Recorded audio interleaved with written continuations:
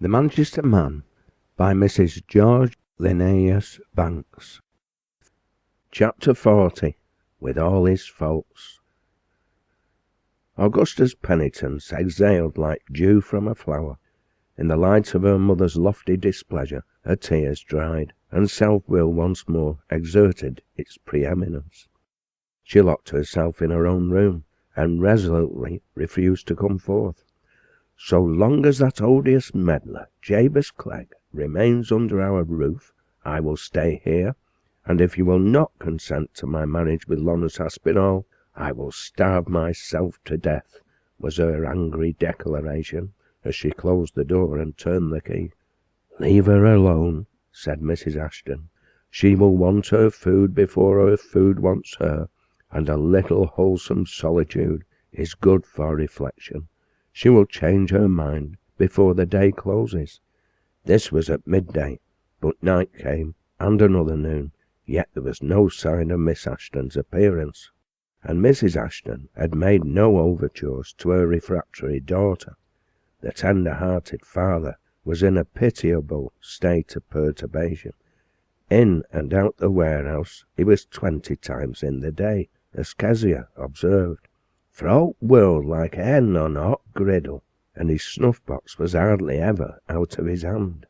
Business seemed altogether beyond his grasp. He answered questions at random, or was unconscious when addressed. To this state of trouble Jabez unintentionally contributed his quota. Over the tea-table, unenlivened by Augusta's sparkling presence, though she was the one sole topic of conversation, he said, and not without an effort, "It has occurred to me, and I have thought the matter well over, that since my unfortunate position in relation to late events has made my very presence obnoxious to Miss Ashton, it might be better for all concerned if I were to shift my quarters without delay. There are lodgings vacant close at hand, and I have no right to linger here and disturb the peace of any one member of your kind family." "Jabez Clegg," remonstrated Mr. Ashton with wide-open eyes, "have you any other reason to be dissatisfied with present arrangements?" asked Mrs. Ashton stiffly. "Oh, Mrs. Ashton, how can I have? This house has been my home for years, and such a home as rarely falls to the lot of the fatherless. To you, my benefactors, I owe everything, almost myself, and I should ill repay your uniform kindness by remaining to create discord. If your only desire to remove is to gratify Miss Ashton's whims, you will oblige me, Mr. Clegg, by remaining," replied Mrs. Ashton with grave decision, whilst Mr. Ashton, looking the very picture of consternation, laid his hand upon the young man's sleeve and said slowly, "My lad, you have been one of the household for many years. Do not be the first to make a breach in the family. If the child of our blood and our affections goes forth to strangers wilfully and repudiates us, do not let the son of our adoption leave us to lament her loss in solitude." This was strong language, but Mrs. Ashton did not gainsay it, and Mr. Clegg could not longer press the point, though his own pain was intensified by the fear of adding to the distress of Augusta, who, he was confident, regarded him as an interloper and a mischief-maker. Little had been seen of Ellen since the return from Carr Cottage. A message dispatched by Mrs. Ashton to her sister in her dilemma was answered by another, to pray them to excuse Miss Chadwick, who was not well enough to go out. This somewhat disconcerted Mrs. Ashton, who, more alarmed than she would admit, and disturbed by the restless uneasiness of her husband, had looked for Ellen to act as a mediator, without any compromise of her own dignity. At the close of the second day, as Augusta pertinaciously refused to open the door, at the instance of Jabez the lock was forced, and even then a barrier of chairs and boxes had to be thrust back by sheer strength. She was exhausted from want of food, but her will was indomitable, and neither her father's entreaties nor her mother's commands could induce her to partake of the viands spread before her. Jabez was in agony. Delicacy and her obvious dislike had kept him from intruding upon her privacy, but as hour after hour was added to the night, and Augusta persistently dashed aside the food placed to her lips, he joined his prayers to those of her father, and neither availing, rushed out of the house, and in less than a quarter of an hour returned with Dr. Hull. He was not a man to stand any nonsense. "Here, sir," to Jabez, "you are young and strong. Hold the silly child's arms whilst her teeth are forced apart. If she will not take food, she shall take physic, and see which she likes the best." But the struggle to nourish her frame through set teeth was prolonged and painful, and the parents were likely to yield before the child. Servants may be faithful, but they have eyes and ears, and not always discreet tongues. Family matters discussed freely in the kitchen before apprentices found their way into the warehouse and beyond it, and Mrs. Ashton's nerves tingled when she became acquainted with the rumours afloat. From Tim, the Ashton stable boy, Aspinall's emissary, Bob the groom, once more in his old service, had no difficulty in obtaining all the information his young master required. Lawrence waylaid Mr. Ashton, inquired anxiously after the obstinate girl's health, and, having paved the way by as much contrition as he thought necessary, called at the house the following morning, in company with his father, to renew proposals for Miss Ashton's hand. Worn out by Augusta's obstinacy, which she and Lawrence agreed to call constancy, father and mother were in a different frame of mind to receive this proposition than when they had given their former peremptory rejection. They were not one whit more convinced by Mr. Lawrence's assurance that he meant to reform, or Mr. Aspinall's quotation of the adage, "A reformed rake makes the best husband," but rather than see their child starve herself to death before their very eyes, they yielded, and Lawrence Aspinall, profuse alike in thanks and professions, was permitted by aching hearts and reluctant lips to introduce Augusta to his father, then and there, as his bride-elect. It was a moment of triumph for Lawrence when Augusta refused to come downstairs without an assurance under his own hand.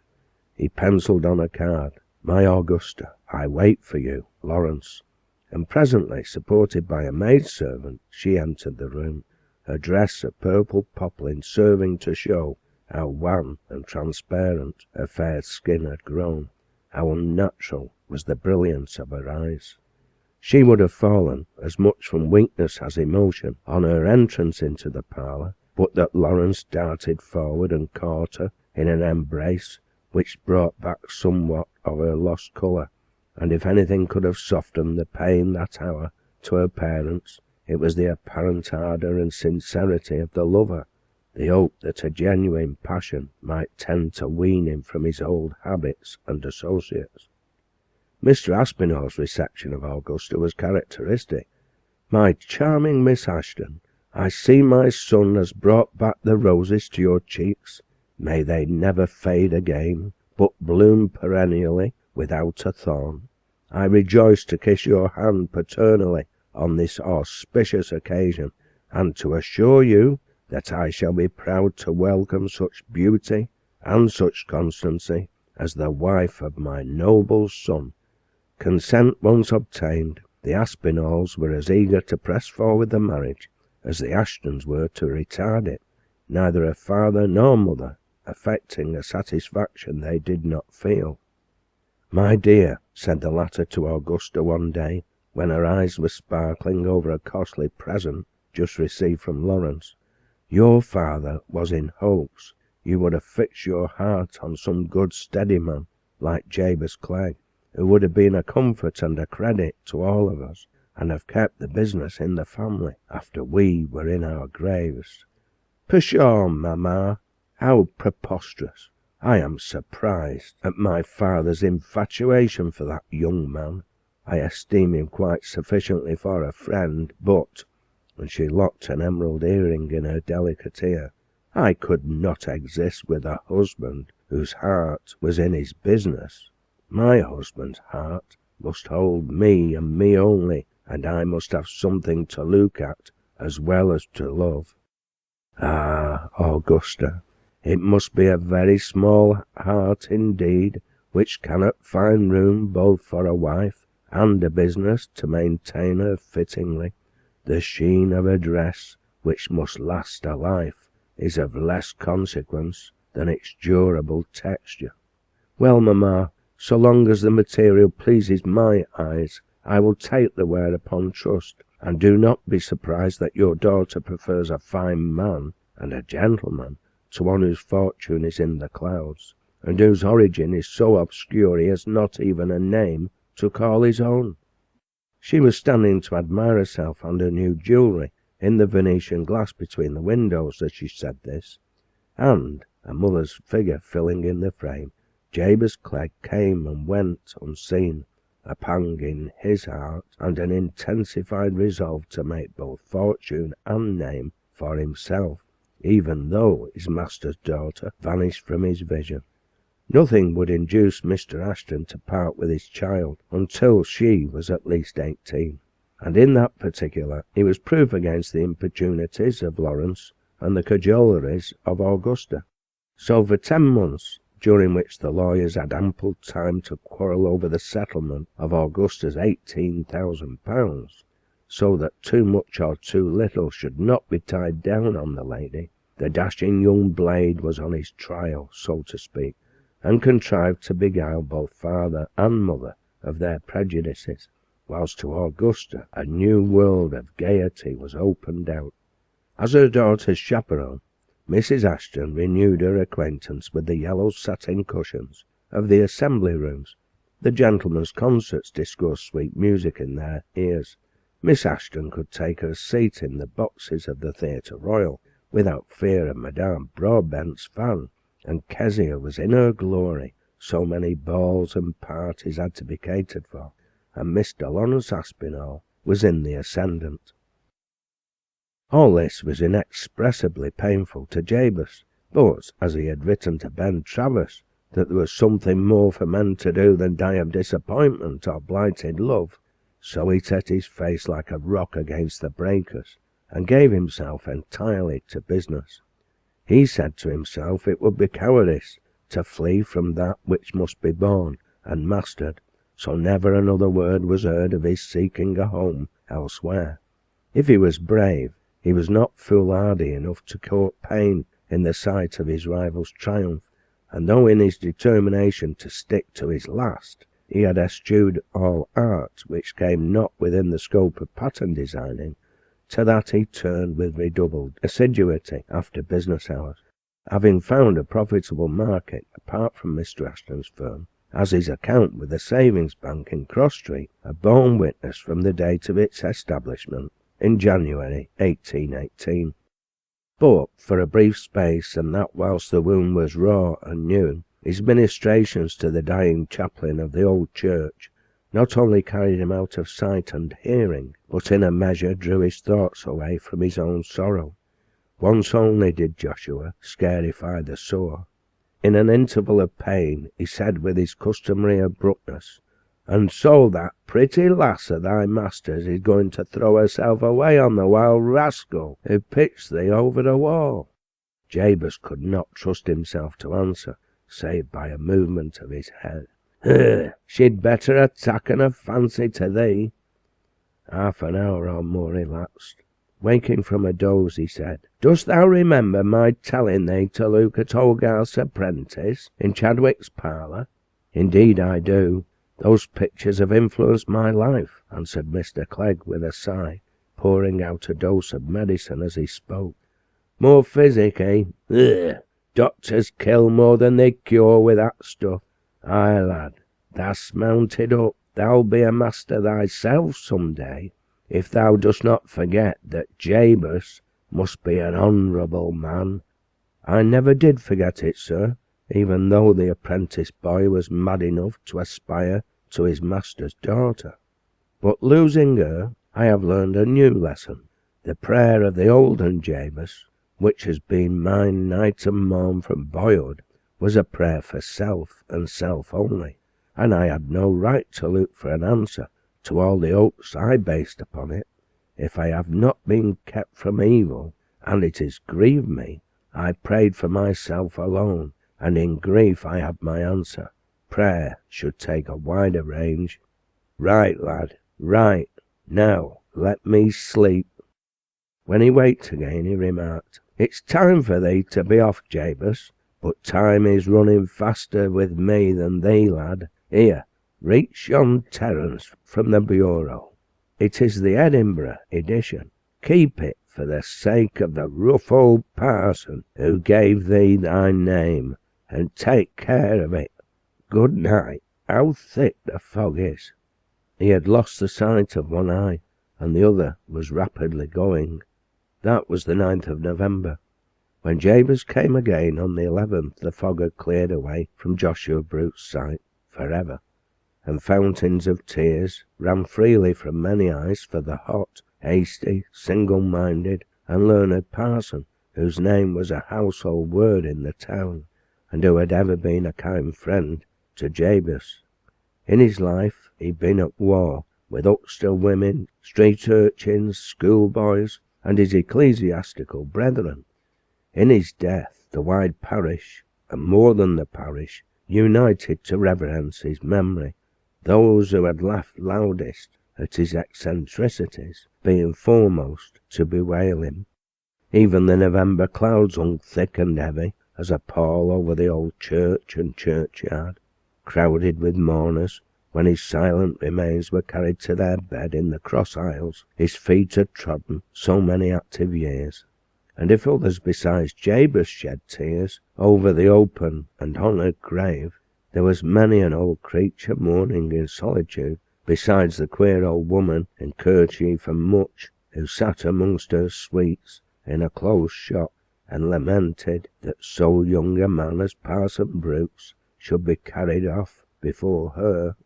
Well a day, and only 67, he'll want no more humbugs, and no more cakes for his pigeons. Poor Jotty! There was no mention of Jabez in his will, but when the young man took the old worn Terence sadly and reverently down from the shelf where he had first placed it, on turning over its leaves, he found a banknote for £300 pinned to the fly-leaf, on which was inscribed his own name and that of the eccentric donor. Chapter 41. Marriage. Had Jabez been vindictive, the opportunity, or at least the promise of revenge on his successful rival, was not wanting. Various efforts had been made to call the Manchester yeomanry to account for their doings at Peterloo, and many had been the overtures and suggestions to Jabez Clegg by members of the Radical party to join in the prosecution of the offenders. But he resolutely refused to identify the trooper who struck him, saying, "I forgave the man at the time, believing him to be drunk and incapable of discrimination.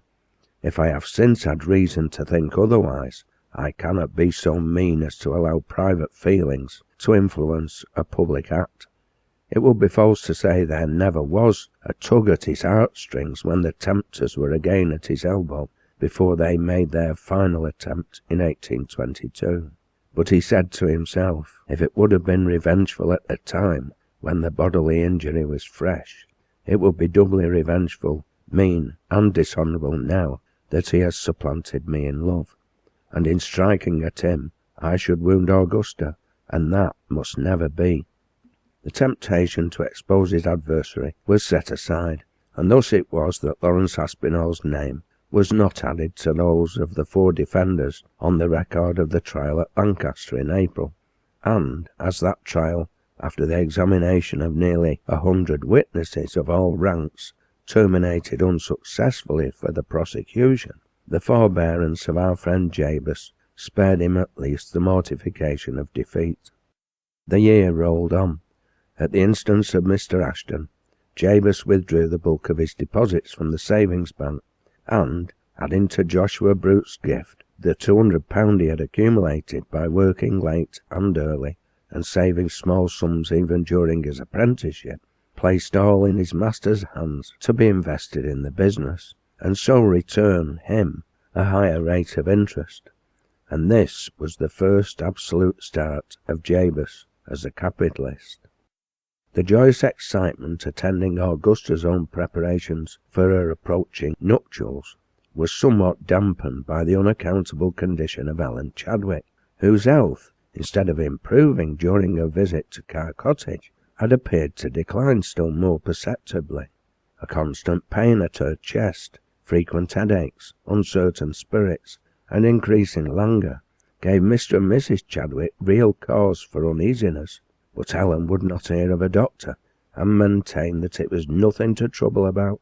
She would be better soon. She did not get better soon, and when the first August sun shone on Augusta's birthday and bridal, it taxed her powers to the utmost to sustain efficiently her part as bridesmaid. Had Captain Travers accepted his lieutenant's invitation to be groomsman, she would have found it still more difficult, but a comparative stranger, a Mr. Joseph Bennet of Gorton, filled the post, the bride's father having objected very decidedly to bold Ned Barrett. Yet Ben Travis and Jabez Clegg were both among the guests, albeit it cost each a struggle. The two had mutually strengthened each other, as such friends should, arriving at the Spartan decision to suffer and be silent, facing their fate like men.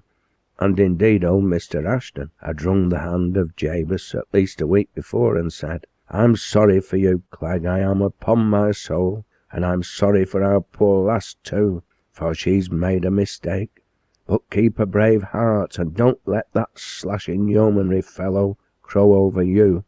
As Mrs. Ashton would say, what can't be cured must be endured, and we must all of us show the best face at the wedding that we can."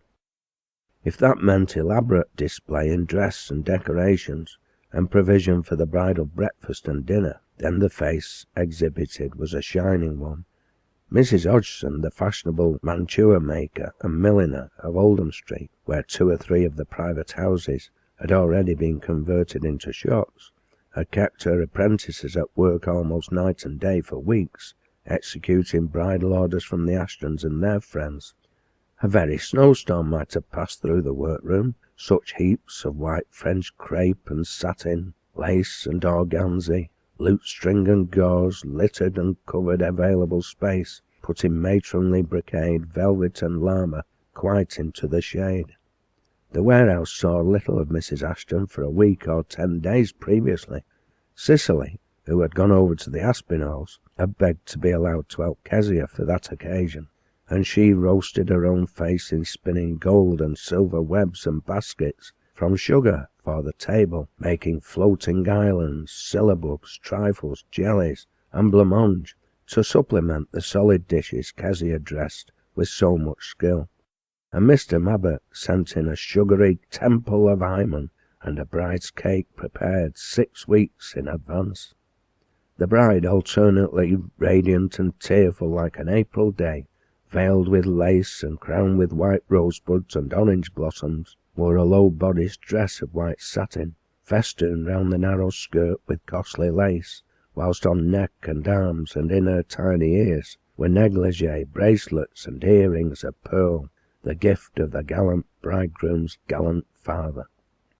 The bridegroom was scarcely less resplendent in his high-coloured blue coat and gold buttons, his white waistcoat buttoned to match, his glossy white trousers and low shoes tied with a bunch of silk ferret. An oblong brooch set with a rim of pearls held down his broad fine shirt frills. From his fob hung a huge bunch of gold seals, pendant from a flat gold watch chain, and in his hand, not crushing his elaborate curls now clustering richly as ever, he carried a hat of white beaver of the newest shape. To Mr. and Mrs. Ashton it was a matter of open regret that Joshua Brooks, who had christened Augusta, should not have lived to marry her also, but Mr. Aspinall, whose reminiscences of the old chaplain were of another order, was much better satisfied to see his own personal friend, Parson Gatliff, the bon vivant, behind the altar rails.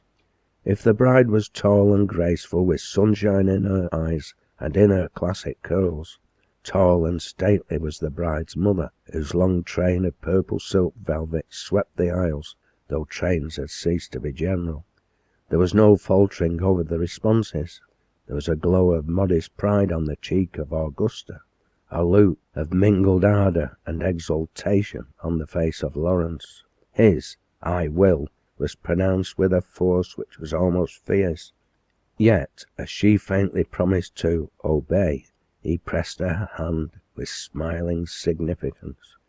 The ceremony over, the bride did not faint, but turning to her tearful-eyed father, threw her arms around his neck and clung to him, whispering how grateful she was that he had given her the man of her choice, and that he should see what a good wife she would make. And the impromptu embrace sent a shower of snuff over white satin and lace. Yet someone fainted, whom Ben Travers caught in his strong arms and carried to the church door for air, a dark-haired, black-eyed bridesmaid, whose face was white and skin transparent as her own robe. Custom had not set its imperative seal on the wedding tour as a necessity, but after a magnificent solid dinner, to which the party did full justice, and an elaborate dessert, during which the cake was cut and Mr. Aspinall proposed the health of the bride in an inflated toast, demanding that it should be drunk in bumpers and no heel taps, the wedded pair drove off in Mr. Aspinall's carriage to the family mansion at Fallowfield, there to spend the honeymoon. "Goodbye, Jabez," said Augusta, putting her small soft hand into his as they left the house. "You will comfort my father and mother, will you not? I trust them to you." And he replied with the fervency of truth, "I accept the trust willingly. Goodbye, Mrs. Aspinall."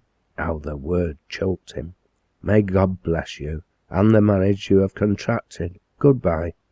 He did not kiss her hand, had not taken the common liberty of guests to kiss the bride's lips in church.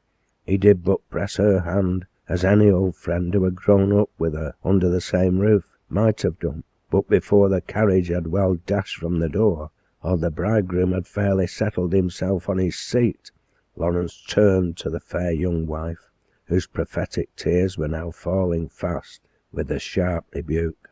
"What was that foundling fellow mumbling over your hand? You will please to remember that that hand is mine. Now, Mrs. Aspinall, you have promised to love and obey me, your lord and master I mean to be. I have borne the fooling of your friends and your own pretty caprices long enough. It is my turn now, and if any man so much as dares to look at you, I'll pound him to a jelly. And now dry your eyes and give me a kiss." And that was the inauguration of Augusta Aspinall's married life. It has been said that the bridesmaid fainted. Every lady carried a smelling bottle, and means to revive her were not far to seek. She soon recovered, and with a sensitive blush withdrew from the arms which had been so proud to sustain her, casting her eyes round as if in search of some other whose service might have been more acceptable. But she suffered no relapse. She was ready to wait upon the bride, to sign Ellen Chadwick in the church register, and to assist a Mr. Joseph Bennet in cutting up the cake for distribution, with cards and gloves to friends not present. It was an arduous task, and she succumbed before it was half completed. "Miss Chadwick, you are not well, let me relieve you," said Jabez, coming to her assistance after the happy pair had driven off, and while peals of laughter, shouts, and hurrahs came from the dining-room, where gentlemen were honouring the bridal by drinking themselves senseless and speechless. Ellen remained with her aunt a few days longer, during which Jabez, exceedingly pained to see the ravages hidden disease had made in so estimable a young lady, was pitifully attentive. He could not, however, fail to see that his attentions distressed her, and, on the whole, he was not sorry when Augusta's parents and he were left to themselves, to talk of their own dear one and speculate on her future. Weeks went by. Mrs. Aspinall visited her old home, but never without her husband, and seldom was she allowed to remain more than an hour. Her spirits seemed exuberant, but somehow her unusual vivacity jarred on her mother's nerves. and she suspected that her spirits were forced. Meanwhile, Ellen Chadwick faded. Dr. Hardy, called in at last, watched his patient with curious and attentive eye, perplexed and dubious. He had been friend as well as physician since Mr. Chadwick's attack of paralysis, and was a close observer. Now he came and went in a gossiping sort of way to put his patient at ease and off her guard. He was there one day when Jabez was announced, and saw a sudden spasmodic action of the face, a dilation of the pupils, a scarcely perceptible pant and parting of the lips, and then he watched her closer. He introduced Mr. Clegg's name as if casually, whilst his fingers were on her pulse.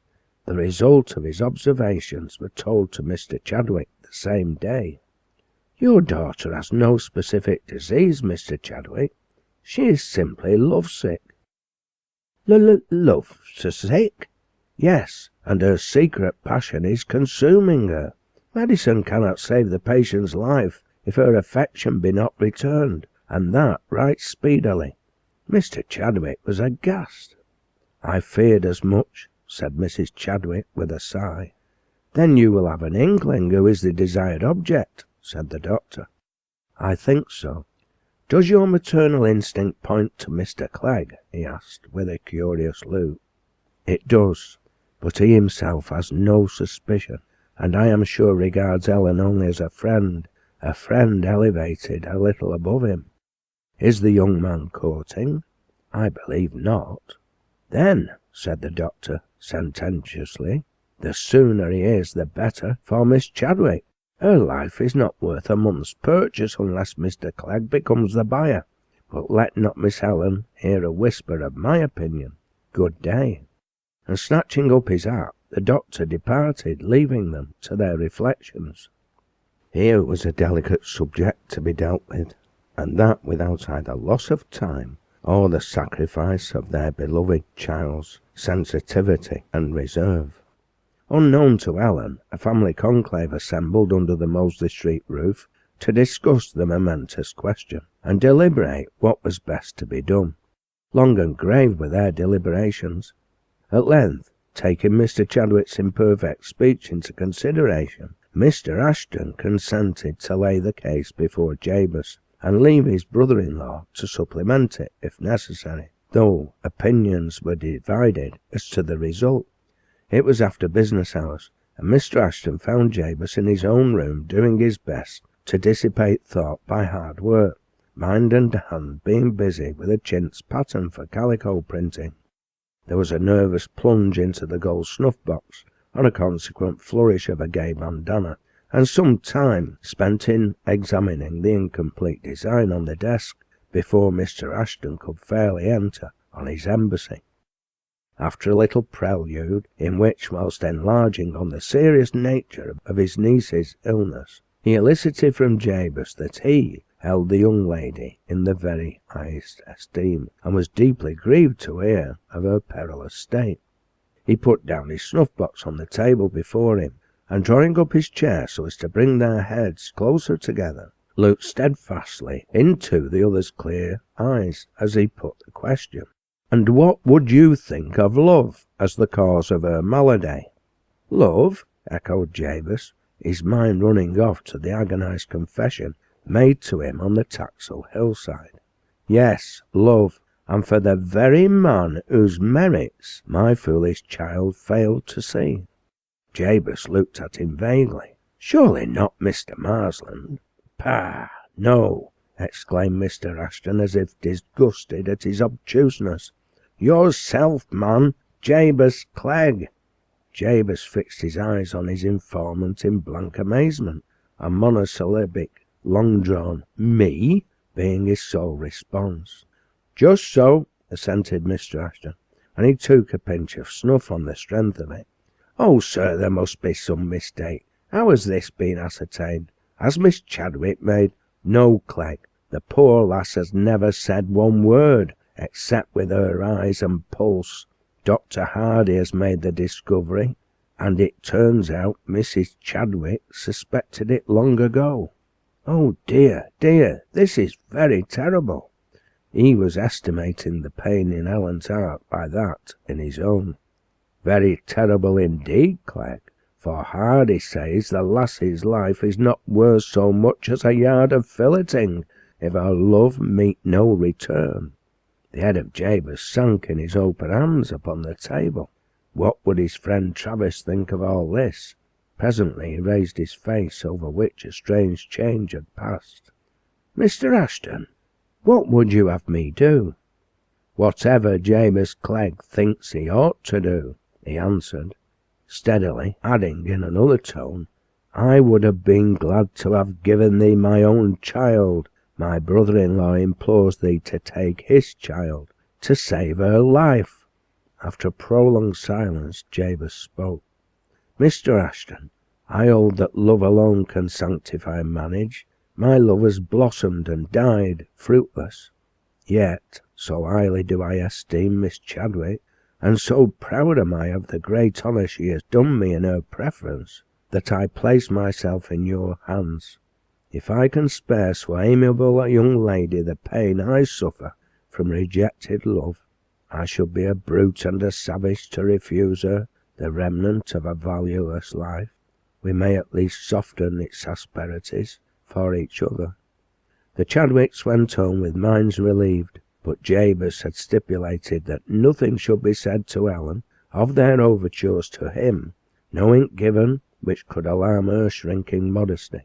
The following day he called to enquire about her health, made his genuine anxiety apparent, and noted, as he had never done before, how her lip trembled and her eyelid drooped. Gradually, as his attentions became more marked, her health and spirits rose, and when at last he proposed to her calmly, quietly, as though he sought a haven when the frothy waves of her first passion had subsided, she accepted him as God's best gift, all unaware that his offer was not spontaneous, or that her cousin Augusta was yet deeply shrined in his secret heart.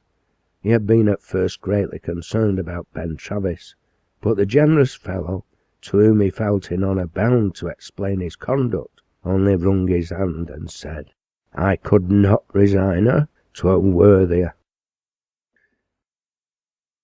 Chapter 42. Blows.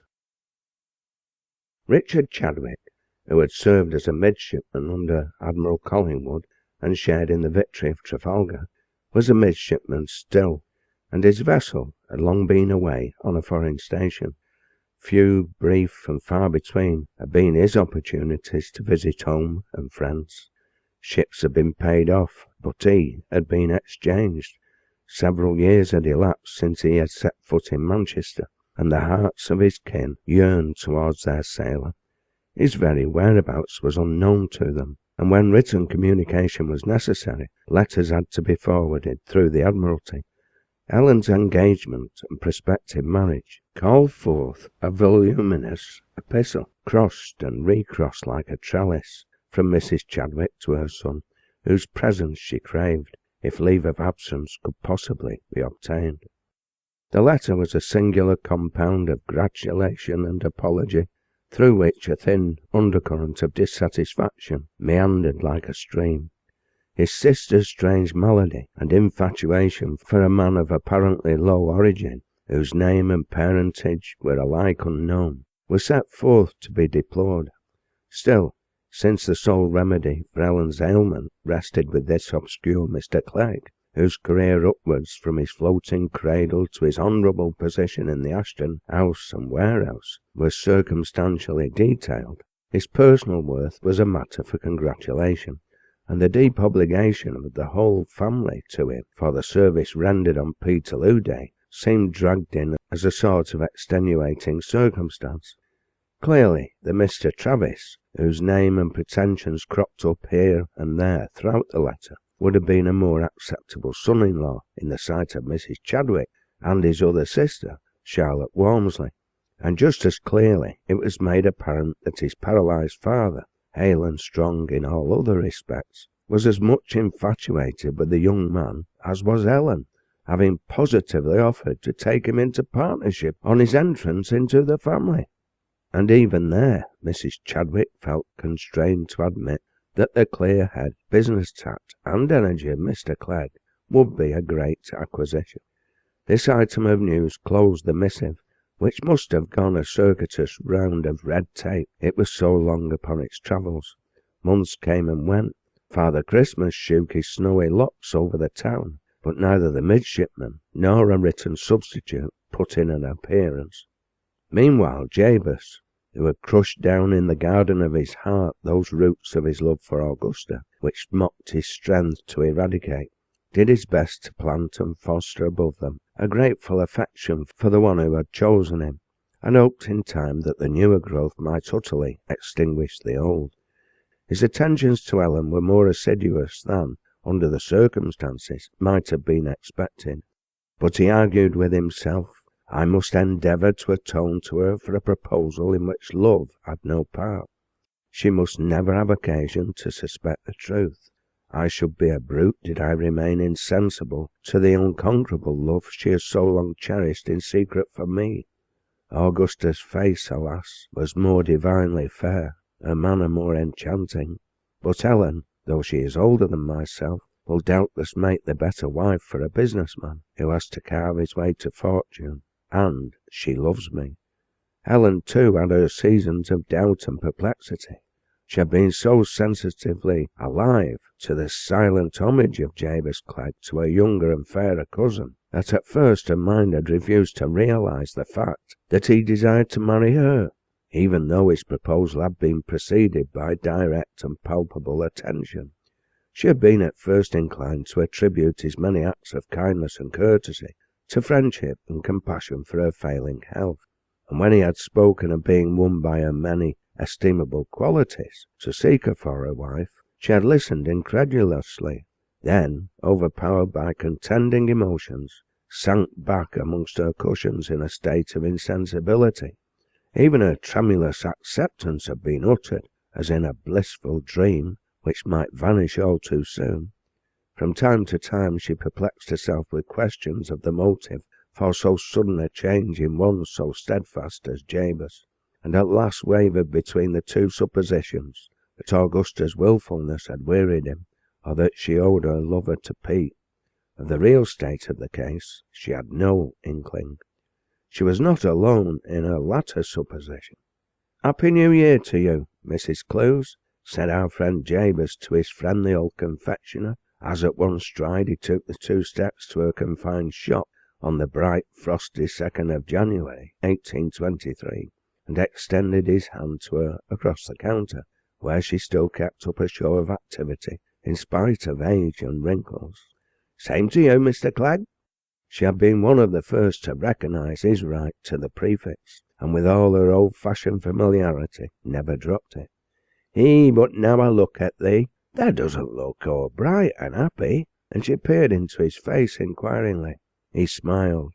"Looks are not always to be relied on. I ought to be happy, for I am about to be married, and my errand hither is to—" She interrupted him with, "So I've heard, but what o' that? Is she reeturn? For I wouldna give a mince pie for thy happiness, if she isna." The blood mounted painfully to his forehead. "Miss Chadwick is all that is estimable and amiable, Mrs. Clews," he answered steadily, "and if I'm not happy with her, it will be my own fault." The old dame was not satisfied. The white linen lappets of her antiquated mutch flapped like a spaniel's ears as she shook her head. Well," sighed she, opening and shutting her drawer in the counter abstractedly, "you should know best, but both me and Parson Brooks, dead and gone as he is, thought you'd set your mind at last that ranty-pollin lad Aspinall snapped up. I hope thou's not going to wed the cousin out of spite." And she looked up in his face, over which a cloud had swept. "It would be the worst day's work you ever did, either for her or you." He had mastered his emotion and answered cheerfully, "Make your mind easy, Mrs. Clews. I am not marrying from any unworthy motive, and I think our prospect of happiness is about the average. I came to ask you, as the oldest friend I have in the town, to be present on the occasion." Mrs. Clews was overpowered. "What, Mr. Clegg, me, in my old black stuffed gown and much among your grandfolk? Nay, nay, I'm too old to don wedding garments. But I tell you what," and her face puckered with pride and pleasure, "you shall have finest wedding cake that ever was baked in Manchester, and th' old woman will maybe look on wedding from some quiet nook out o' way. It's 1,000 pities Jot is not alive to marry her. There will be no grandfolk, Mrs. Clews. I am but a poor man struggling upwards, and Miss Chadwick hasn't had good health of late, so we shall be married very quietly on Wednesday week. Only very near relatives or old friends are invited." Customers interrupted the colloquy. When the shop was clear, she asked where he was going to live after marriage, and was told with his bride's parents. But that's a bad lookout. Now, I've built some houses in a new street off Oxford Road, as they call Rosamond Street, and I'll tell you what, you shall have one to live in at a peppercorn rent, and I'll lend you money to furnish it. Young people had best by themselves." Clear and bright were the eyes that met hers in reply. "Thank you, Mrs. Clews, thank you heartily for your kind offer, but I think you lose sight of Mr. Chadwick's infirmity. He has acted very liberally towards me, in fact has offered to take me into partnership, and I should ill repay him by removing from his hearth the good daughter on whom he relies. 'Tis rather my duty to add to the comfort of his declining years." "Oh," said she sharply, "if that's how you raise your crust, I'd best keep my fingers out of your pie." Jabez was going. The shop was full. "Stay, Mr. Clegg," said she, beckoning him into her parlour and closing the door. "It's hard cheese for a man to owe everything to his father-in-law. I've got £500 hanging on hand. It's not much, but the least bit of capital would make you feel independent, and it's heartily at your service. And if you don't like to take it without interest, you can pay me 1%, and repay me when you've made a fortune. And if that doesn't come till I lay under a stone-bed quilt, you can hand it over to me first godchild." That same evening Augusta Aspinall stood before a large oval swing-glass in her luxurious dressing-room. The blazing fire shed its warm glow on polished furniture, amber silk hangings, bright fire-irons, costly mirrors, and expensive toilet-ware of execrable shape. She was robing for a ball at the assembly rooms, and Cicely, who, although coupe, insisted on retaining her post as lady's maid on such occasions, had just fastened the last hook of a delicate lilac-figured silk, as soft as it was lustrous, with swansdown fringing skirt, sleeves, and bodice, as if to show how fair was the symmetrical neck of the wearer to stand such test. In came Lawrence fresh from the Spread Eagle in Hanging Ditch, where he, a newly elected member of the Scramble Club, had spent the afternoon with one or two others, forgetful that the origin of the club was the fourpenny pie and glass of ale, or at most a slice from a joint dispatched in a hurry or scramble by business men to whom time was money. Neither time nor money seemed of much value to Mr. Lawrence, who was equally lavish with both, taking as much from his father's business and adding as little as could well be imagined. His step on the threshold caused Augusta to turn round, beaming and beautiful, and dart towards him, exclaiming, "I'm so glad you've come," simultaneously with his "Clear out, sis," and a warm embrace which somewhat disarranged the dainty dress. His wife was yet a new toy, and his passion had not had time to evaporate. She was a something to admire and exhibit for admiration as a possession of his own, and though her love had received one or two rude shocks, he was still a glorified being in her eyes, and she clung to him as a true wife should cling. She was still but a girl in her teens, proud of the admiration she excited. Disengaging herself, she cried, "Oh, Lawrence, see how you have crushed my swansdown. And now, dear, do make haste and dress, we shall be so late." And putting the fluffy trimming in order, she unlocked a small jewel case on the table, and took thence the pearls she had worn on her wedding day. "What will you say for these, Augusta?" cried he, dangling before her eyes a gossamer scarf and an exquisite ivory fan, whilst his other arm, thrown over her white shoulders, again threatened the elastic down. "Oh, Lawrence, you are a darling! Where did those beautiful things come from?" And she gave him more than one kiss in payment. "India, my love. They are far-fetched and dear bought, and so must be good for you, my lady. I met your Uncle Chadwick with an old sea captain, from whom I bought them. By the way, matrimony seems catching. We are invited to a wedding," and he began leisurely to undress as he spoke. "A wedding? Whose?" He laughed. "Ah, woman all over. I thought I had news for you. Guess." In small things as well as great it was his delight to tantalise, so he kept her guessing whilst he proceeded with his toilet, and she began to clasp her pearls on arms and neck and in her pretty ears.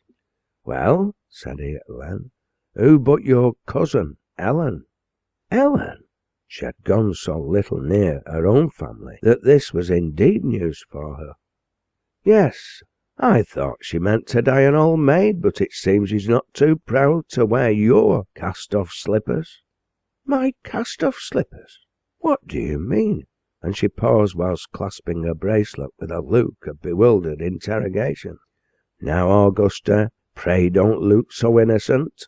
Your father's favourite fetch and carry, that sneaking, canting fox Jabez Clegg, finding that Miss Ashton was a sour grape, has straightway gone wooing to Miss Ashton's cousin as fruit ripe enough and near enough to drop into his vulpine jaws, and by God, the girl has had no more spirit than to drop when he shoot the bows, rather than hang on untasted." The speaker's lip and nose had curled with contempt as he began, then his nostril dilated, and he struck his wet hand on the washstand with a force which threatened the earthenware and set it jingling. Augusta was not yet schooled to silence. Her generous spirit rose to repel these allegations. "Oh, Lawrence, how can you? Ellen has had plenty of admirers. She has no need to wear anyone's cast-off shoes. And as for Mr. Clegg, he is no cast-off slip." She checked herself. 1,000 trivial and forgotten things flashed across her mind at once. There was no doubt that Jabez had aspired to her own hand. He must have offered himself to Ellen in pique, to look as if he didn't care. She could not add the "of mine," which should have rounded her sentence.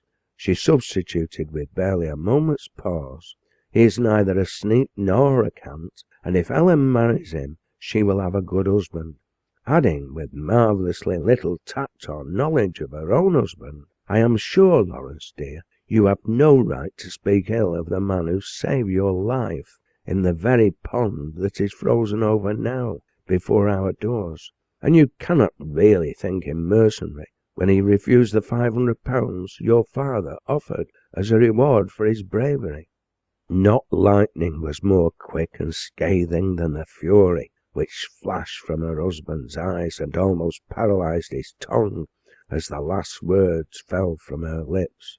With the damp towel in his hand he struck across her beautiful bare shoulders with a force which traced red lines upon their snow, then marked her round arm with a band as red by tearing away the suspended fan and scarf, which he threw behind the fire without one thought of either far-fetched or dear-bought. "So, madam," he hissed rather than spoke, whilst Augusta shrank from him in affright. "So, you dare defend the wretch who played the spy on us at Carr, attacked me, an unarmed man, with a stick like a coward, and left me bleeding there for dead, hoping to win the heiress for himself?" From her father and Cicely, both, she had gathered the truth of that night's exploits. His misrepresentations no longer misled, but for very fear she held her peace. He went on, "Madam, that night's savage attack cancelled every debt of gratitude I owed the calculating knave who turned his back on my father's £500, thinking to multiply it by thousands from your father." "It is not true," she dared to say, her sense of justice and her spirit of resistance rising in defence of one she knew to be foully aspersed, not because he was Jabez Clegg, but because he was an absentee maligned. A shriek rang through the big house, and servants came scurrying up, with Mr. Aspinall in their midst, and Cicely, the first to dash between them, caught on her well-covered back the blow from the madman's braces, which would else have fallen afresh on the naked shoulders of his wife, already scored by it with livid welts. Carry away the fainting lady, soothe the infuriated savage, apply raw beef to shoulders as red, if not as raw. Let the brute steep himself in brandy unto stupefaction. The morning will come when the fumes of passion and brandy will alike have passed away, and the man will repent him of his cruelty. But the sting of groundless jealousy will remain, and the broad livid stripes across the white shoulders. Time and care will efface those marks, but neither kisses, nor caresses, nor presents, nor time itself can obliterate the hieroglyphics stamped with that buckskin brace on the young wife's heart. He has fixed the name of Jabez Clegg there, and in conjunction, brute and liar, as equivalent to his own. It might have been expected after this that the Aspinalls would have been conspicuous by their absence from the cousin's wedding, or that Augusta might have laid her wrongs before her mother. But no, your jealous man never spares himself a pang if he hopes to inflict one, and the wilful woman who finds she has made a mistake in marriage is the last to confess it. Cold weather and recent indisposition served as an apology for the violet velvet spencer, which, worn above the pale lilac silk, covered bust and neck, and it was far from unbecoming to the young matron or the occasion. Old Mrs. Clews, who had kept her word and ent the cake, which was a triumph of confectionery skill, from some long-closed coffer brought forth a stiff brocade of ancient make and texture, placed a bonnet on her unaccustomed head, and from a far seat in the choir watched Jabez Clegg enter with his college friend and groomsman, stalwart George Pilkington, though she did not see them linger to read the inscription over the grave of Joshua Brooks, or look up with grateful remembrance of the Chatham Gallery, where they had worshipped together. But she remembered them as boys in long blue gowns and yellow underskirts, and could not help contrasting the college dress of the past with the high-collared bright blue coats, the gilt buttons, lemon-coloured vests, light trousers, and white kid gloves, in which they found their way to her to shake hands, whilst waiting for the trembling white-robed bride and her friends. And there Mrs. Clews sat and listened to the irrevocable words which bound Jabez to love and cherish the woman who loved him with her whole soul, whilst, in spite of himself, his very brain was reeling with memories of that other wedding day, when Lawrence Aspinall and Augusta Ashton, now standing calm and beautiful in the background, had breathed the self-same vows before that altar, and somehow the old dame had a secret misgiving when all was over that it was not the right one after all. All over had been the cry from the heart of Jabez then. All over was the echo now, as the last amen sounded, and he registered a silent oath, not down in the rubric, to keep the troth he had plighted, although no electric thrill answered the shy touch of Helen's hand, or the dumb devotion of her glance, and although Augusta's greeting of her new cousin jarred a still sensitive nerve. All over, so men delude themselves. All over, they say, when disappointment closes the door of the past and veils their eyes to the vista of the future. All over, when the curtain falls on the prologue of life's drama. Yet it rises again, and they find that the play has but just begun.